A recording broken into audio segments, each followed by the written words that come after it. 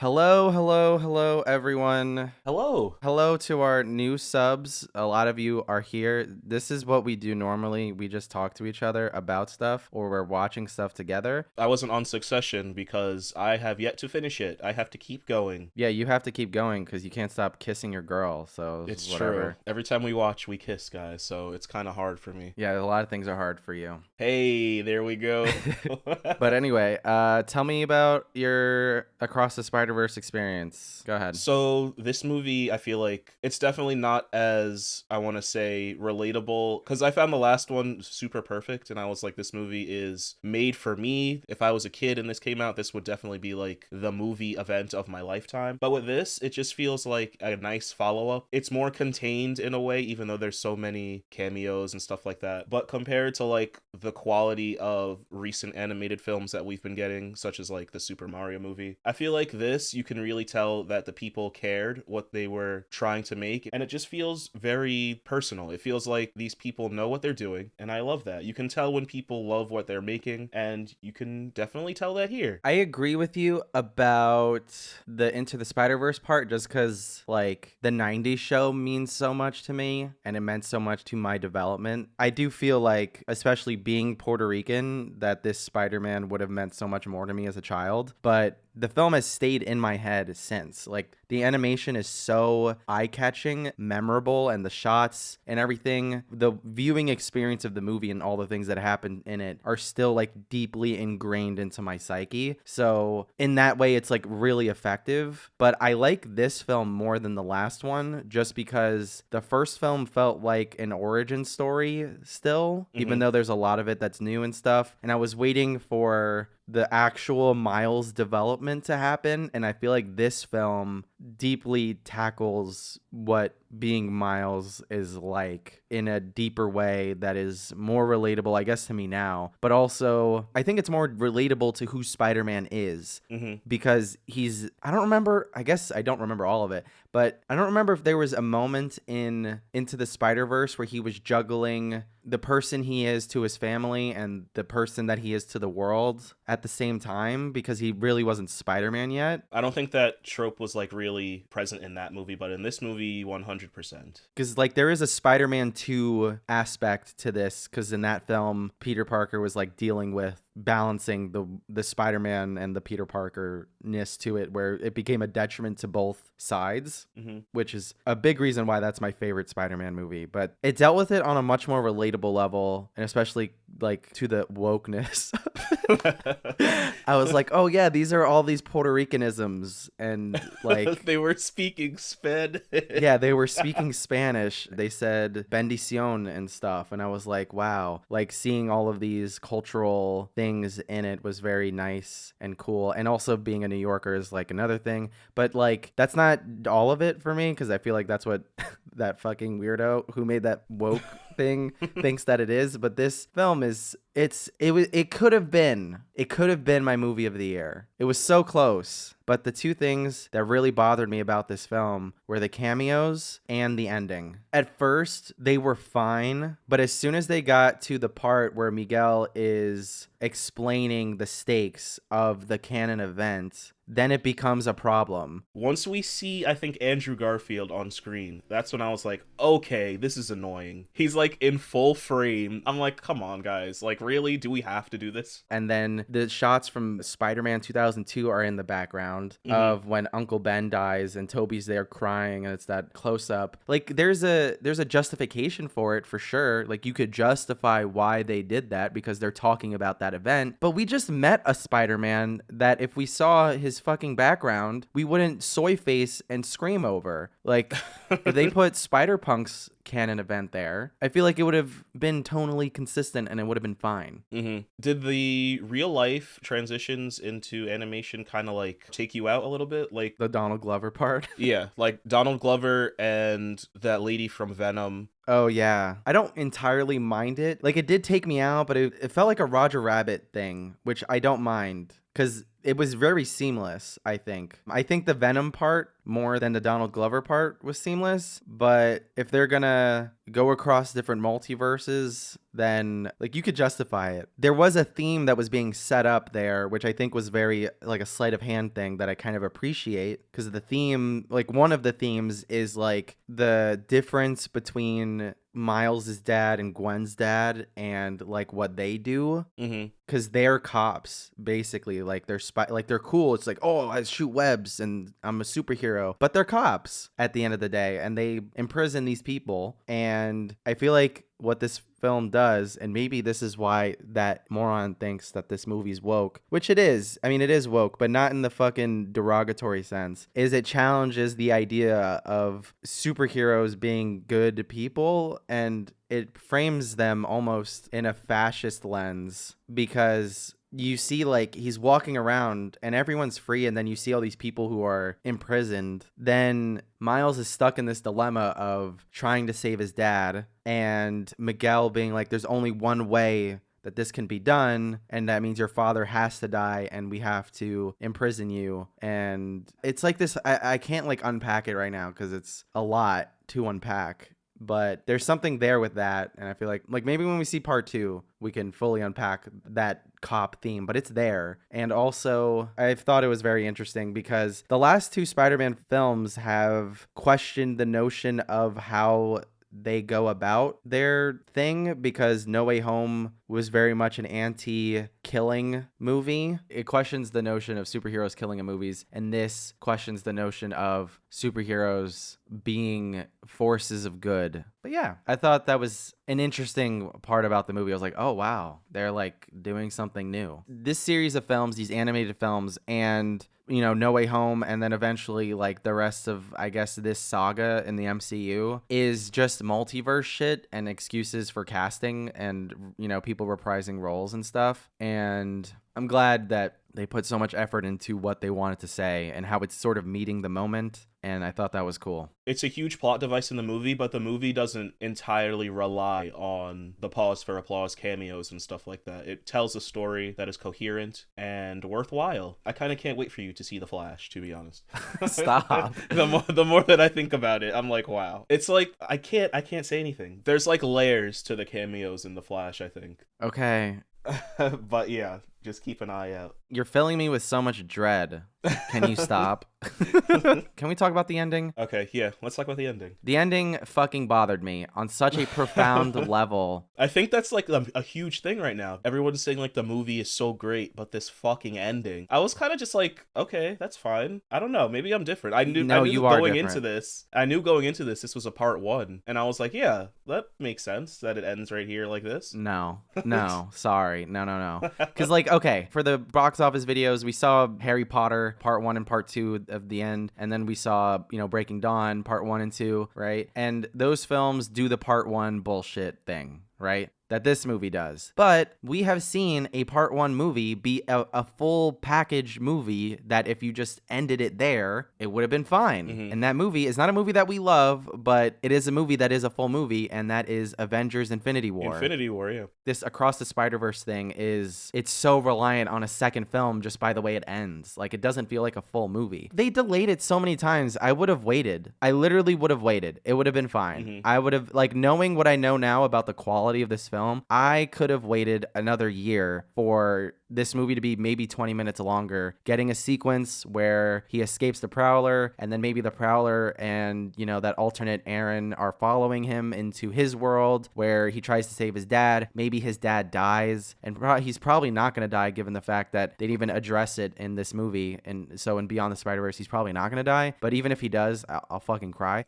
If it ended on that, it could have been its own movie, because the film itself thematically, at least to me, is about that balance that I mentioned before between who he is to the world and who he is to his family. And this idea that Miles has where he says, I can have it all. And he's telling Gwen that she can have it all. She can have the life that she wants and also be, a spider person. And then there's that moment when Miguel is trying to stop him, and they're like, this is your story and you have to blah, blah, blah. And he's like, nah, I'm going to write my own story, and this is how I'm going to write my own narrative. Those things thematically felt like made sense, but the film doesn't even believe in its own theme because it can't have it all, because the movie just ends on a dumbass cliffhanger that doesn't like, it was just like, I hated that ending. It betrayed the theme of the film, and it also just felt like TV, and I'm watching a movie in a theater. Yeah, I feel that. It really bothered me, especially because like Infinity War just did it. I don't know. But then also comparing it with Infinity War, that ending, like, Loki didn't matter, I guess, because they all just came back anyway. I think we don't know for sure if he's gonna save his father, but that's something. I understand why they couldn't put the extra, time, because it felt like 2 acts. The film felt like 2 acts. And if they put a third act in there, I feel like there's part of Miles that wants to save his alternate version of himself, right? Mm-hmm. In terms of Miles's character and his need to want to save people, I feel like he'd want to try to save that alternate version of himself. And I feel like that's going to be a big part of Beyond the Spider-Verse, is him undoing that wrong of the spider biting him and how it affected that world. Mm-hmm. Because of how the film ends, like, it's just him looking at himself and the two parallels of who he is and who he could have been. It's like a whole thing. And then also like the end credits, like the art and how it is presented, it feels like the alternate Miles is going to be a big part of Beyond the Spider-Verse and his reformation. Yeah, you can't put all of that in 30 minutes, but I feel like you don't even need to put all of that in 30 minutes. Like, he could be a big part of preventing Miles from saving his dad. It's a tricky situation, and it would have cost more money, but they're already making the second movie, so like, you know what I mean? Like, it's not like, Yeah. I don't know. And also the film is not, I don't think Beyond the Spider-Verse is going to come out next year. I'm not convinced. I think it's already done, low-key, because they took the extra time to release this one. They said, oh, we're recording them back-to-back, we're animating them back-to-back. I think it's still happening. I don't know. Next March, I'll be there. I hope so, but I'm not convinced, and it's for 2 reasons. One, Writers Guild of America is striking, and in animation, you're animating the film as you're writing it, changing stuff in real time, and they're constantly rewriting the film, and to rewrite it, you have to reanimate, and you have to do the storyboards and all that shit. It's like a visual writing. And then also, I don't know if this is going to happen, like this is like the day after we're recording this, but SAG is having a vote on, I forget what the organization is called, the one that's negotiating for all the studios, but they gave DGA a deal and DGA took it, and the WGA is not taking shit until they get what they want, which is great. I love that. And I think SAG is going to be in solidarity with the WGA, and they might go on strike as well. And in animation, they have you come in multiple times to do re-recordings and try different lines and stuff, depending on what they've rewritten. So if they have to do another recording session and SAG is on strike, they can't do the re-recording sessions. So part of it is going to be on hold until they can do it. Maybe at this point in the recording, this will be outdated, but then also it may be not, because SAG might be on strike. So like, anything could really happen. And also with the delays that we got for this film, anything could happen really, but I don't know. We'll see. Well, going back to the film, things that we liked. The animation in this film is stunning. Every frame in this movie, literally, you can put on the wall and be like, wow, look at that. Fucking amazing. The detail between each shot, even like the small shots, like the very quick ones, like when Spider-Man is fighting the Spot, which we got the Spot in a movie, which is so cool. He's like one of my favorite villains. He's so cool. He's trying to not be your fucking flavor of the week villain too. That's like such a good subplot for him to have. I was like, wow.